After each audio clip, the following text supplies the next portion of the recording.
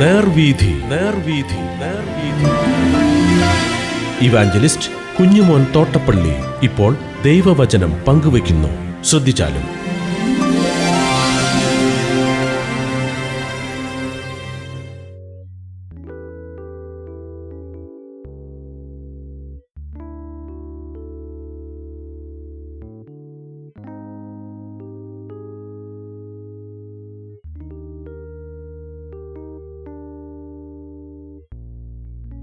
യെശയ്യാപ്രവചനം 64 അധ്യായം ഞാൻ വായിക്കുന്നത് ശ്രദ്ധിച്ചാലും.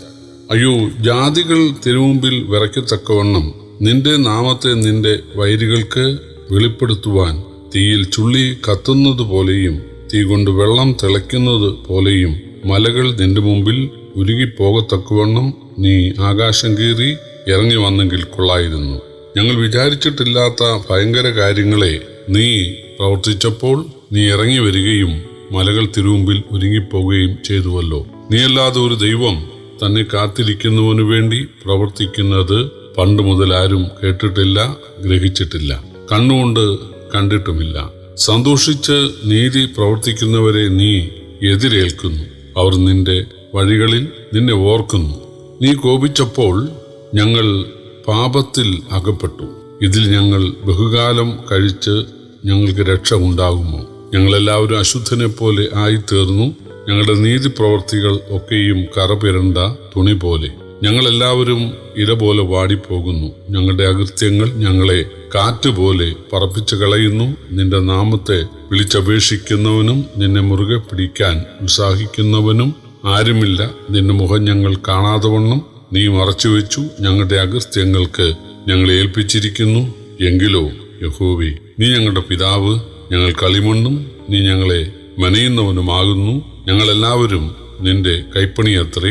യഹോവേ, ഉഗ്രമായി കോപിക്കരുതേ, അകൃത്യം എന്നേക്കും ഓർക്കരുതേ. അയ്യോ, കടാക്ഷിക്കണമേ. ഞങ്ങളെല്ലാവരും നിന്റെ ജനമല്ലോ. നിന്റെ വിശുദ്ധ നഗരങ്ങൾ ഒരു മരുഭൂമിയായി തീർന്നിരിക്കുന്നു. സിയോൻ മരുഭൂമിയും യെരൂശലേം നിർജ്ജന പ്രദേശവും ആയി തീർന്നിരിക്കുന്നു. ഞങ്ങളുടെ പിതാക്കന്മാർ നിന്നെ സ്തുതിച്ച് പോന്നിരുന്നതായി വിശുദ്ധിയും ഭംഗിയും ഉള്ള ഞങ്ങളുടെ ആലയം തീക്ക് ഇരയായി തീർന്നു.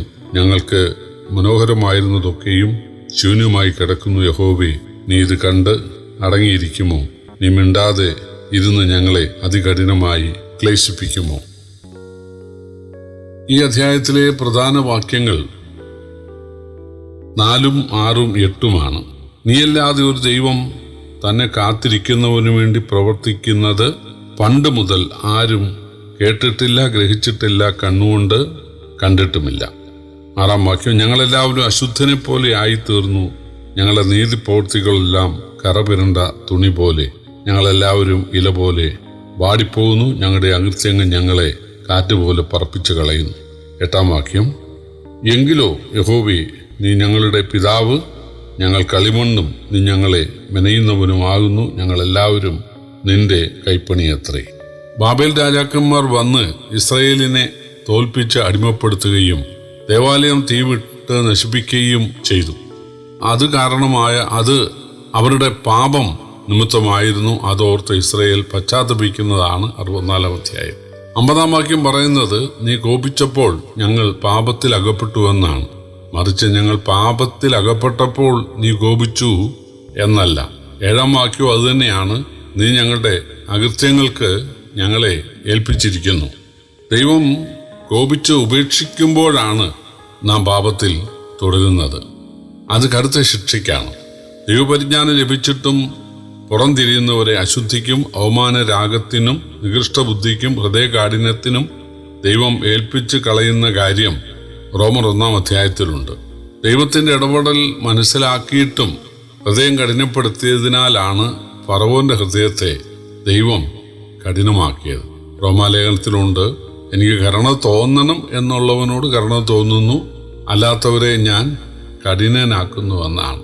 അപ്പം നമ്മുടെ ഹൃദയത്തിന് ഒരു അലിവുണ്ടാകുക, നമുക്ക് മാനസാന്തരം ഉണ്ടാകുക, അനുതാപം ഉണ്ടാകുക എന്നൊക്കെ ഉള്ളത് ദൈവത്തിൻ്റെ അനുഗ്രഹം ഉണ്ടെങ്കിലേ അങ്ങനെ ചിന്തിക്കാൻ സാധിക്കൂ. ഇച്ഛിക്കുക എന്നതും പ്രവർത്തിക്കുക എന്നതും ദൈവമല്ലോ തിരുവുള്ളിൽ ഉണ്ടായി നിങ്ങൾ പ്രവർത്തിക്കുന്നത് എന്നും നാം വായിക്കുന്നുണ്ടല്ലോ.